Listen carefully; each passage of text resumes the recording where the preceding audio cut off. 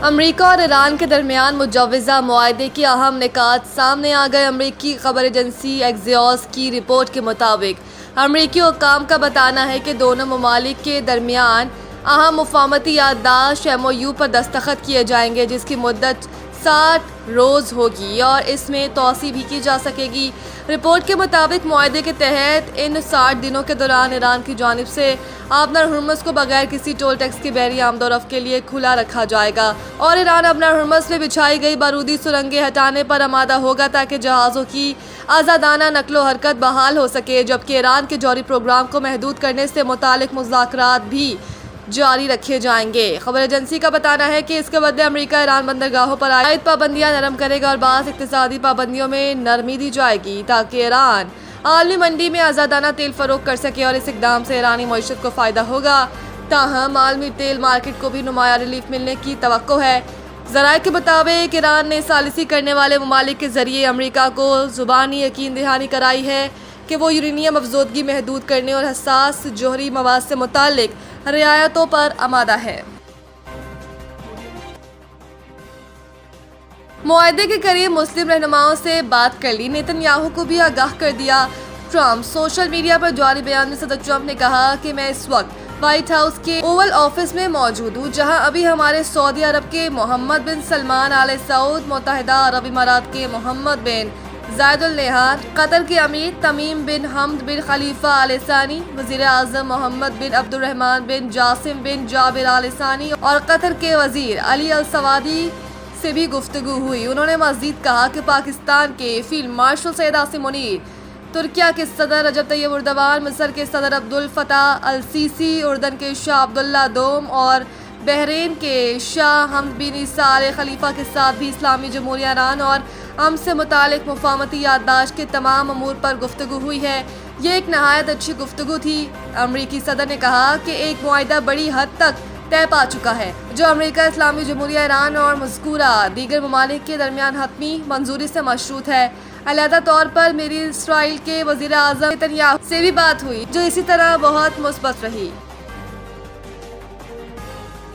Trump کو مبارکباد، بہت جلد مذاکرات کے اگلے دور کی میزبانی کریں گے۔ وزیر اعظم سماجی رابطے کی ویب سائٹ ایکس پر جاری بیان میں شہباز شریف نے کہا ہے کہ میں صدر ٹرمپ کو امن کے حصول کے لیے ان کی غیر معمولی کوششوں پر مبارکباد پیش کرتا ہوں اور آج صبح سعودی عرب، قطر، ترکی، مصر، متحدہ عرب امارات، اردن اور پاکستان کے رہنماؤں کے ساتھ ان کی انتہائی مفید اور نتیجہ خیز ٹیلی فونک گفتگو پر بھی مبارکباد دیتا ہوں۔ انہوں نے کہا کہ فیلڈ مارشل سید عاصم منیر نے اس ٹیلی فونک کال پر پاکستان کی نمائندگی کی اور میں پورے عمل کے دوران ان کی مسلسل اور انتھک کاوشوں کی بہت قدر کرتا ہوں۔ وزیر اعظم کا مزید کہنا تھا کہ اس بات چیت نے موجودہ علاقائی صورتحال پر تبادلہ خیال کرنے اور خطے میں پائیدار امن لانے کے لیے جاری امن کی کوششوں کو آگے بڑھانے کا ایک مفید موقع فراہم کیا ہے۔ شہباز شریف کا مزید کہنا تھا کہ پاکستان اپنی امن کی کوششوں کو انتہائی خلوص اور ایمانداری کے ساتھ جاری رکھے گا اور ہمیں امید ہے کہ ہم بہت جلد مذاکرات کے اگلے دور کی میزبانی کریں گے۔ عید قربان کی آمد مویشی منڈیوں میں گہما گہمی، بلند قیمتوں کے باعث خریدار پریشان۔ عید قربان میں 3 روز باقی رہنے کے باعث مویشی منڈیوں میں قربانی کے جانوروں کی خرید و فروخت کے سلسلے میں رش تو دکھائی دینے لگا، مگر آسمان سے باتیں کرتی ہوئی قیمتوں نے خریداروں کو خالی ہاتھ واپس جانے پر مجبور کر دیا ہے۔ شہری ایک سے دوسری منڈی جا کر جانور دیکھنے لگے ہیں۔ دن کو شدید گرمی کی وجہ سے مویشی منڈیوں میں رات کو رش مزید ہوتا ہے۔ پنجاب کے مختلف اضلاع سمیت KPK اور کشمیر سے بھی جانور لائے جانے کا سلسلہ عروج پر پہنچ گیا۔ بکرا 1 لاکھ سے کم تو بتایا ہی نہیں جا رہا۔ بحث و مباحثہ کے بعد 5-10 ہزار کم کیے جاتے ہیں۔ اسی طرح دمبا بھی 1 سے 3 لاکھ کا، جبکہ دیسی بکرے 2 لاکھ تک پہنچ گئے۔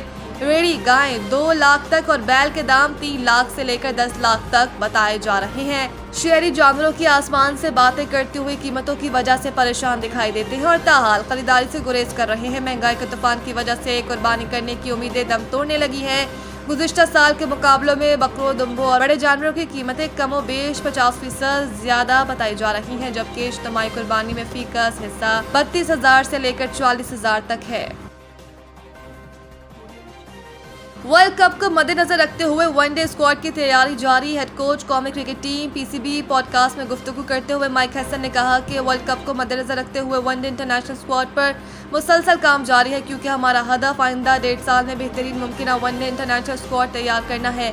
माइक हैसन ने बताया कि हालिया वाइट बॉल कैंप ने नए टैलेंट को जांचने का बेहतरीन मौका फराहम किया। नौजवान खिलाड़ियों में सलाहियत मौजूद है, लेकिन उन्हें मजीद मेहनत और वक्त दरकार है। अपनी बात को जारी रखते हुए माइक हैसन ने कहा कि नौजवान खिलाड़ियों को मौके देने के साथ इन पर सब्र करना भी ज़रूरी है। इनका कहना था कि पावर प्ले में मजीद विकेटें हासिल करने और बॉलिंग में तसलसल लाने पर तवज्जो है। फिटनेस में बेहतरी से कारकर्दगी मजीद बेहतर होगी।